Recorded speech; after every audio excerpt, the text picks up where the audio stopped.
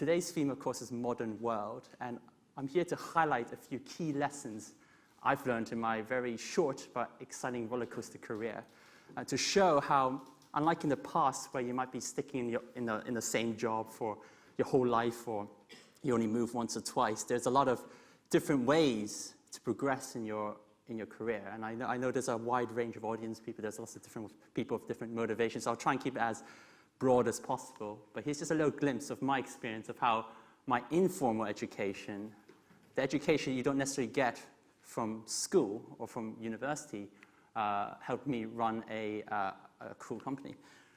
So the important thing to note is that I am not a cool guy. I really struggled. So I lived in lots of countries. I've traveled a lot. When I was younger, I moved a lot. And you might have noticed I'm kind of like what they call the British Chinese, which they're quite a rare breed, or at least I think they're a rare breed.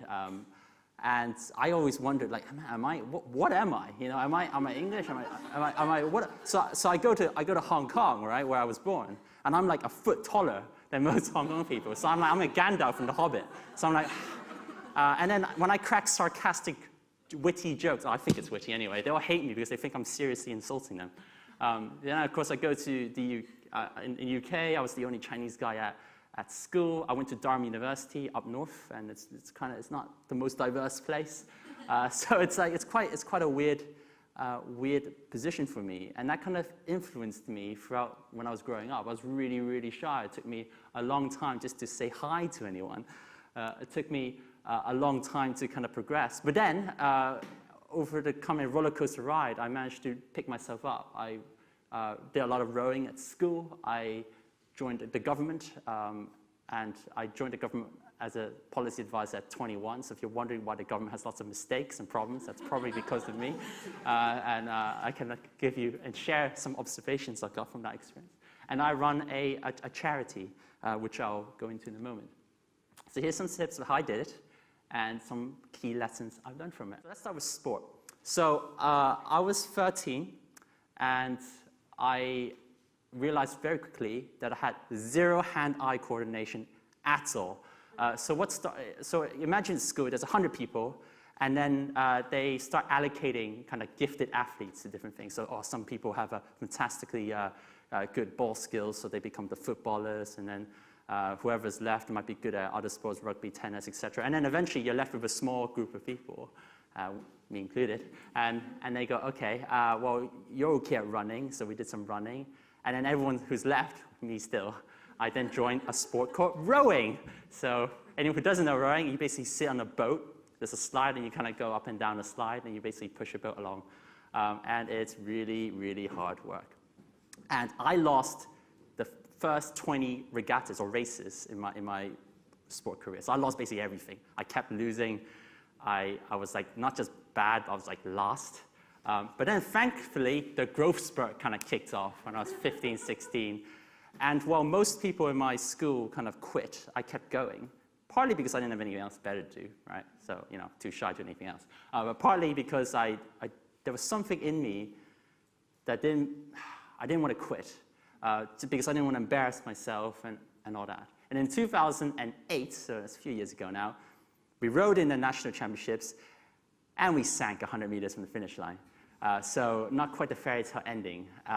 Broke my nose, it was horrible, the boat was 26,000 pounds, I was the captain, so I was responsible. I was responsible because I took the buoyancy out of the boat to make the boat lighter. Logic flaw, but I was young, right? So we sank. But the good news is that a year later, we won. But what taught me was that winning is amazing, but losing is okay too. Losing is great. And I think one of the problems we have in our culture is that we're afraid of losing. And in this modern world, the first lesson is winning is awesome, but losing is okay too. Breakdancing, yes, I'm not going to do a show now, but I'm limbering up, so you know.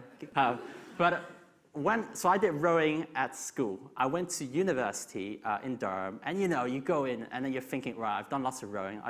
The training was 4 hours a day, 6 days a week for 5 years, so that's a lot of training.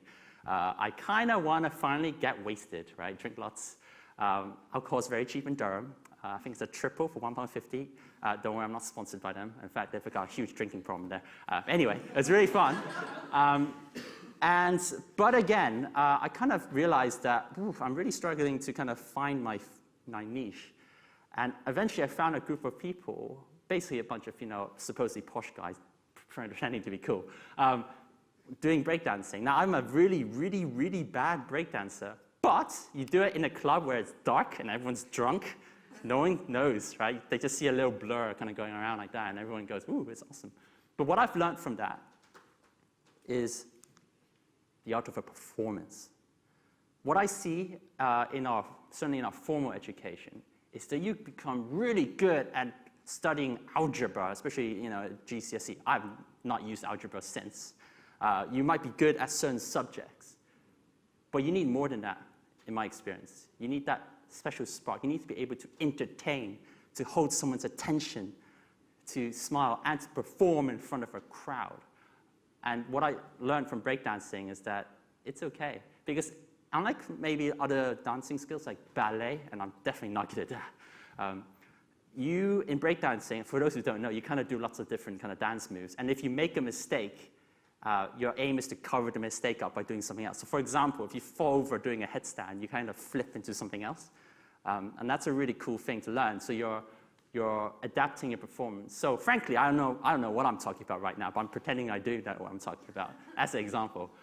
So it's an important thing. So breakdancing allowed me to not just understand the notion of losing in rowing and making lots of putting in lots of hard work. It's also about having a little bit of performance. Parties, that links into breakdancing. I encourage people to go out and have fun. It is so important. So if you guys out there, if your mom's telling you, you should go back, Chinese parents, right? So, all right, so go out there, do the work. Don't party too hard. Rubbish, all right? Rubbish. Going out and having a good time is important. It teaches you how to network properly. It's one of the key skills I've learned at work and running an organization. Being able to go out there. Now, I don't encourage you to go out there and just get trolleyed every day, right? Or God forbid, use the word chunder, which I hate that word. But going out, it's about being able to go and have fun. It's about relaxing. It's about having cool stories to tell. And the funny thing is, as you get a little older, and as you hopefully become more experienced in life, the stories you tell about with other people, you share with, it's amazing. And what I learned from parties, just clubbing or in a bar, is how to make a really good first impression. How to pretend you're interested in how to be interested in what they're saying. And not to be weird and creepy. And I don't know about you guys, but now that I don't go out as much, and now that I don't drink much, I never really drank, I get red, it's not a good look. But I can just stand by the light there, so I blend in perfectly. But if, you realize that a lot of people are just kind of, clubbing seems like a scene where everyone's just trying to get with each other. That's not my intention. What I mean is the ability to make friends anywhere you want. And partying is a notion of that. You don't want to be just in a library. So that's really important. Taught me how to connect with people. Boom. Student politics. So I don't know, how many people are students at the moment? Okay, good. There's quite a lot. I don't know about the politics from where you guys are from this college, for example, but in Durham, we like to pretend we're Oxford, Cambridge. Obviously, we're not, by a long way, but they pretend. And there's a lot of students who try, and you'll find a lot of undergrads trying to run for positions. I'm sure you guys, perhaps some of you guys are officers or chairs of a college or president of whatever society. And then you actually find that postgrads don't really care about this. And you'll definitely find once you graduate, nobody cares about it. But anyway, that's a side story. So keep doing it for now. It's good for your CV. Also, that's sort of apparent. But what I've learned in student politics is that it's pretty damn cutthroat. People are really passionate about trying to get a position. But what I've learned is the dark art of power, which sounds way too dramatic. What I really mean by that is that good intentions are not enough. That's a quote from Barack Obama, 2008. If you're not fortified with political will and political power. What I mean by that is that you need to be in a position of influencing people. You really do. And the way I look at it is you can break that down to 3 currencies of power, of making a difference.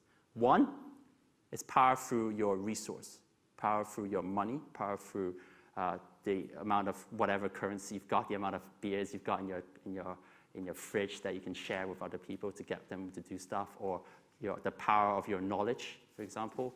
That kind of resource is very important. And actually, I'm an idealist, but in the real world, money does have a big influence, and that's an important factor to consider. The second is power through your authority, your position. So, if you're the prime minister, if you're the CEO, if you're whatever, it has a sense of authority. When I was appointed CEO of the organization, suddenly people looked at me and treated me differently, which is ridiculous because I'm the same guy. If anything, I'm more incompetent now than before. Don't tell my shareholders that. But so it's quite interesting. And then the third part is influence through your kind of how do I go? I won't say the amount of Instagram followers you have, but the amount of profile you've got. How many people listen to what you're saying?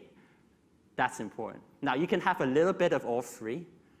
Ideally, you have all of it. So you look at, Justin Bieber. I mean, Justin Bieber, right? Actually, some of the songs are okay, actually. But anyway, Justin Bieber, you would think, okay, he has not a lot of authority, but he's very well known, and he has a fantastic fan base. And he actually influences the way certain policies are made in America. And I learned all that through student politics because you're going out there, you're trying to navigate through, you have to do hustings, and you lose an election sometimes, even though you think you're the most qualified person. And the reason why is because no one either knows you, it's because you're not leveraging your contacts enough, it could be because you're not bribing enough people, kidding.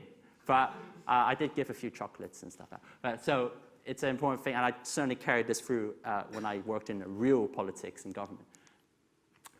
The civil service. So, age 21, I was appointed a senior policy advisor in the Department of Business Innovation and Skills. Oh God, oh my Lord, 21 years old. I pretended I was older. I started to grow a little bit of a beard, then realized I can't really grow a good beard. But lesson learned. I did that, and my job was to reduce the government deficit, restructure assets, restructure the student loan company, manage the risk of floating Royal Mail, that kind of stuff. And I would see the minister or the Secretary of State of a business, Vince Cable at the time, and I used to think these guys were the rock stars, I see them on TV, they've got all the brown tables and stuff, they've got the right honorable, or yes minister, it's kind of a big deal. These guys are the best, right? Well, what I've learned very quickly is that people are not as smart as you think. They are very, very human. I have worked with partners of top firms, I have worked with people who are executing huge deals, and they still make a lot of mistakes. The same mistakes I'm sure you guys make as well. Now, on one hand, that should terrify me. That should terrify you too, right? The people who are leading this country make mistakes. But actually, I'm in fantastic terms with them. What I've also learned is it gives me confidence. It gives me confidence that everything you see around you was built by people no smarter than you. And that should make you want to go out and do cooler stuff. So it gives me the opportunity to go out there and realize that if I make a call, even if I'm 21 or if I'm 50 with lots of experience, my call might not be the bad call because people grow older, but definitely not necessarily smarter. Running a company. So after the civil service, I joined an organization called NACUE, the National Association of College and University Entrepreneurs. And we're a government and European-funded organization to create enterprise societies in colleges and universities. Last year, we ran events. 5,000 people attended our events. It's a $1 million+ turnover organization. It's a lot of stress, and it's a lot of work, and totally out of my depth, frankly. But what it taught me was something called relaxed intensity. Here's a little diagram. What is relaxed intensity? Relaxed intensity is basically the balance between just relaxing and burning out. And I am constantly hovering just before I burn out. In fact, some of my closer colleagues and friends and family would suggest I'm always burning out, which is not a good thing. But I realized that in my first few months at work, I'd try and kill myself because I wanted to prove something. I was insecure, right? I'd work extra hours. But the smart people don't work extra hours. They work smart hours. They work the required amount, and they go home and sleep or rest and chill. And what I mean by relaxed intensity is that you can rest, but you rest with a purpose.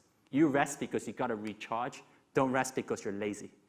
And if you're going to work hard, but don't just do it because you feel guilty. Don't stay in the office beyond 6 because your boss is thinking everyone needs to stay till 6. That's ridiculous. I did that when I worked in KPMG briefly. It's the craziest thing I've ever seen. But I love KPMG. They're lovely sponsors. So yeah. So note that. So that links to stress. Stress taught me there's no such thing as a small project. I don't know, you guys probably have loads of stuff going on, and you might have, there might be a good friend that comes, hey, let's do something, let's do this activity, or maybe you're at work and you go, hey, I want to do this trial run on something. I promise you that trial run will lead to one meeting after another meeting after 10 other meetings, and it is a nightmare. And so what I mean by there's no such thing as a small project is that you got to focus, and then you got to commit and remove all the noise. It's really important, because before you know it, you'll be stretching yourself, swimming in 10 different projects, and maybe letting other people down. And it's really hard, but once I joined NACUE, I realized that I had to give a lot of things up, other projects up, to focus on one project. So that's really important. Failing exams. So I'm running out of time, but at university, I did okay, but I got a little arrogant.